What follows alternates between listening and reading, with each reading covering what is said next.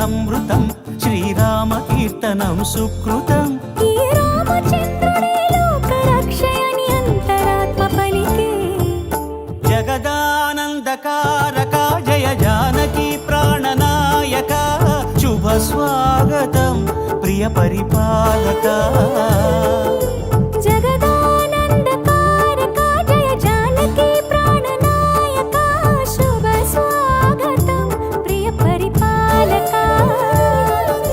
మంగళకరమౌ నీరాక ధర్మానికి వేదిక అవుగాక మా జీవనమే ఇక పావనముగాక